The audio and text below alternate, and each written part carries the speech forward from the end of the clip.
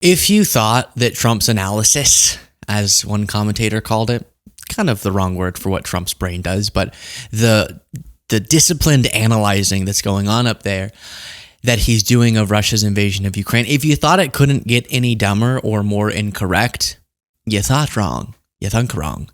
And Zelensky's now responding to what Trump recently said in the Oval Office, explaining Russia's invasion of Ukraine as, sometimes you just got to let two kiddos fight it out. And then, I don't know, they'll get their energy out and everything will be fine. Pretty disgusting way to describe what's going on.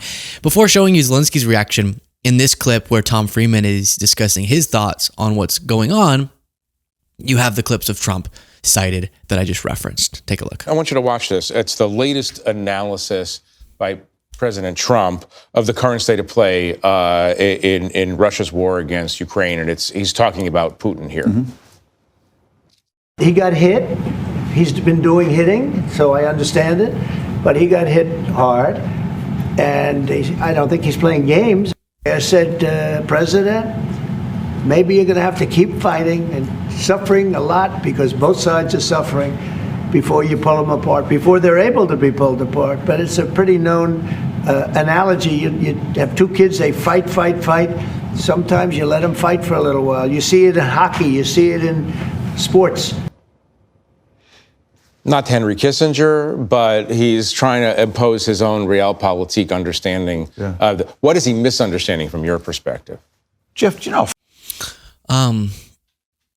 Thank you for asking. I think that he's misunderstanding all of it. It's like hockey. It's just boys. You know how boys are. They just have a lot of aggression and testosterone. So what happens is puberty. Before puberty, there's less testosterone, but then it really starts being juiced up. And I guess if you have a trans person, you could be female. And then if you give testosterone to a female person, then they could also maybe go through this where it's kind of like a baby gnaws, right? Because the teeth are coming in, and kind of as the puberty happens, as the testosterone comes in, you kind of have to get it out somehow, right? So it makes it, people fight, you kind of let them fight a little bit. You hear your kids and they're crying and they're screaming, "Mom!" You go, "Wait, just give it a second. If I give it a second, then that's me. You'll get it out. You'll learn that maybe you break your nose, but you'll learn what it means to get in a fight. And what I always tell my kids is, if you're going to fight, you fight to win, right? Don't fight, but if you're going to fight to win. If you come home and you lost, the ass whooping you're going to get from me is going to be worse than whatever you were getting out there, right? And so anyways, I think that really sums up, what were we talking about? What was this about? Moronic. But he's trying to impose his own realpolitik understanding. Yeah. What is he misunderstanding from your perspective? Jeff, do you know how flat out crazy that is? I mean, that's like saying, well, Hitler and Poland, they fight, they come back, you know what I mean? Trump came in and said, I can end this war, all right? There's one way to end this war.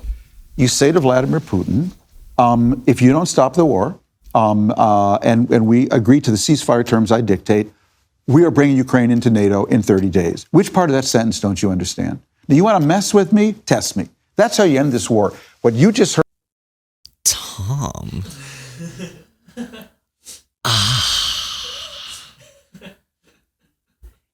Tom, you're not normally my type. I'm not really. Do not come. I'm not normally a mustache guy, but the way you just said that, is it getting hot? Can we turn up the nest? Do you want to mess with me? Test me. That's how you end this war. What you just heard of Donald Trump, that sounded like a commentator on Fox TV. He's not the commentator. He's president of the United States. Well, he hit him and he hit them. This guy invaded a country. He's basically tried to rape a country. That's what Putin did, okay? And the Ukrainians, with incredible bravery, stood up and defended basically the Western alliance on something that's very important, because if Ukraine were able to join the European Union, Jeff, then you have a Europe that's really whole and free. That's actually a big deal for Europe and for us. Right. And this guy's talking about it like it's some schoolyard fight and they're morally equal. It's nuts. And it's It is. Please do, if you appreciate the show, as we go to the most important part of the segment, Click the subscribe button as always. Try to remind you. I'm legally obligated to remind you. I'm sorry. I don't want to do this. I'm not the one who wants to do this. Cole's, you can't see, but he has a weapon pointed at me. If I don't do it, then he'll hurt me.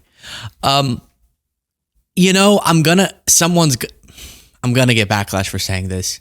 And if I were the president, I would need to see a lot of intelligence about the inside information, which we have a lot more than most people think. We learned this as this war broke out, and some of the inside intel, the assets we had within the Russian government that were giving us insights into their plan, because they've mapped out, they've played out what they would do if the United States did essentially anything.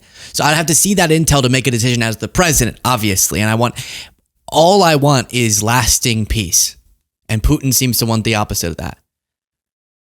With that being said, I think I agree with Tom. That would be quite the option. But are we just going to sit as the leader of the free world and allow this sort of aggression to go unanswered? Do we believe that such an act, Ukraine a part of NATO, would discourage Russia from declaring war against the entire Western world? I think so. It would be the gamble of the century, but it may be the only thing that ensures the fate of Western civilization, as the right-wingers always say. So here's Zelensky's response. But I think I'm in agreement with Tom. I can't believe I'm saying it. Agree to the ceasefire or Ukraine's becoming a part of NATO in 30 days. I'll think about it more, but that's...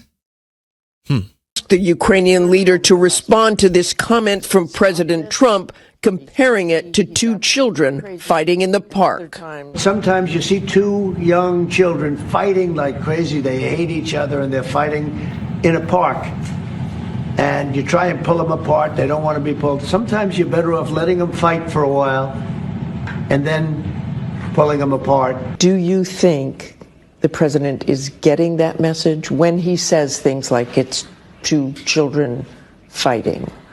А президент це не відносно президента Трампа, а It's not about President Trump, Zelensky told me. It's really about any person who is thousands of miles away and cannot fully feel and understand this pain, adding, "We are not kids with Putin at the playground. He is a murderer who came to this park to kill the kids."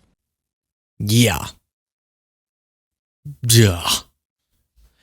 So his words speak for themselves there. But now I didn't even think of this. So all that stands.